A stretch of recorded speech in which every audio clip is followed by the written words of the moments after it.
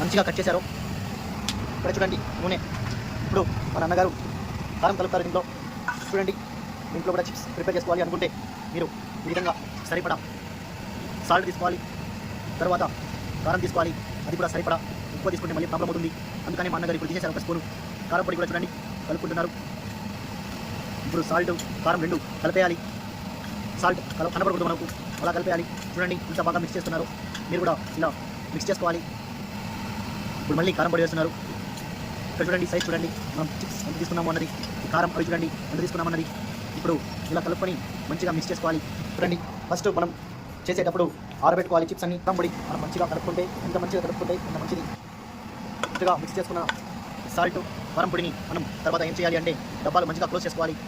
మళ్ళీ దాంట్లో పిల్లలు ఎవరైనా నీళ్ళు కానీ జ్యూస్ కానీ పడేస్తే మళ్ళీ ఇబ్బంది అవుతుంది. చిప్స్ ఇప్పుడు నూనె కాగిందా లేదా అని చెక్ చేయడానికి ఒక చిప్స్ని వదులుతారు. ఇప్పుడు మనకు తెలిసిపోతుంది అది నూనె వేడైందా లేదా అనేది. ఇప్పుడు మనం చూడండి చిప్స్ ఎంత బాగా వేలాడుతుందో చూస్తున్నారుగా. ఈ విధంగా మనం చిప్స్ని వదలాలి నూనెలో, వేడిగా ఉన్న నూనెలో మనం చిప్స్ని వదలాలి. పిల్లల్ని దగ్గర తీసుకుంటే నూనె వేసే అవకాశం ఉంది. తర్వాత మనం మంచిగా మిక్స్ చేయాలి. నూనెలో వేసిన చిప్స్ని మంచిగా తిప్పుకోవాలి, ఎందుకంటే ఒకదానికి ఒకటి అతుక్కునే అవకాశం ఉంది. మనం ఇలా సపరేట్ చేస్తూ ఉండాలి చిప్స్ని అప్పుడప్పుడు, లేకపోతే ఒకదానికి ఒకటి అతుక్కుంటుంది.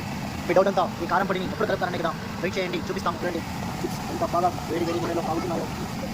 అప్పుడప్పుడు మనం ఇలా తిప్పుతూ ఉండాలి.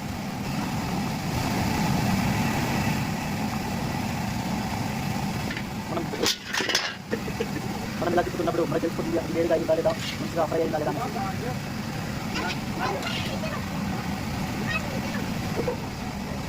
మా అన్నగారు వస్తున్నారు, చిన్న అన్నగారు. ఏమన్నా మంచిగా జోక్స్ తెలుస్తుంటాడు. మన యూట్యూబ్ ఛానల్ అప్పుడప్పుడు ఫాలో అవుతుండండి. చూశారు కదా మంచిగా కాగిపోయాయి. ఇప్పుడు మనం దీన్ని తీసేయాలి. తీసి ఇంకొక దీంట్లో ఫిల్టర్ చేసుకోవాలి. నూనె అంతా మనకు ఫిల్టర్ అయిపోతుంది దీంట్లో వేయగానే. సో మనం సపరేట్గా ఒక జల్లెడగా పెట్టుకోవాలి. మనం ఇలా సపరేట్ చేసుకోవాలి నూనె నుండి. ఇప్పుడు ఇలా ఫ్రై చేసిన చిప్స్ని దీంట్లో వేసుకొని మనం ఇక్కడ కలిపి పెట్టుకున్న కారంని కలుపుకుంటూ రావాలి.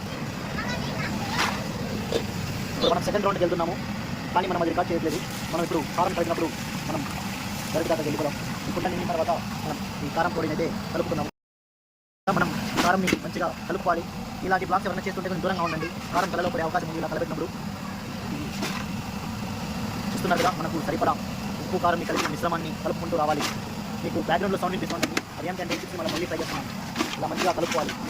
చూస్తున్నారు కదా సైజ్ చూడండి ఎంత మంచిగా వస్తుందో. మనం కట్ చేయడమే మంచి పొటాటోస్ తీసుకొని పెద్దగా కట్ చేసుకుంటాము. చూస్తున్నట్టుగా ఎంత బాగా కలుపుతున్నారు. మనం ఇలా మంచిగా కలుపుకోవాలండి. ఇప్పుడు మనం దీన్ని టెస్ట్ చేస్తున్నాం. మనం ఇప్పుడు టెస్ట్ చేస్తున్నాం మంచిగా వచ్చాయా లేదా అని చెప్పేసి. ఇది అయితే అద్భుతంగా వచ్చాయి. మీరు చూస్తే ఎంత మంచిగా వస్తున్నాయి చూడండి. ఇక్కడ సెకండ్ రౌండ్ జరుగుతుంది. మనం ఆల్రెడీ కలిపేసాం కాబట్టి ఇంకా సైనింగ్ ఆఫ్. ముందు మనం ఏం చేయాలి అంటే కవర్లో పోసుకోవాలి, ఎందుకంటే మళ్ళీ మెత్తపడిపోయే అవకాశం ఉంటాయి.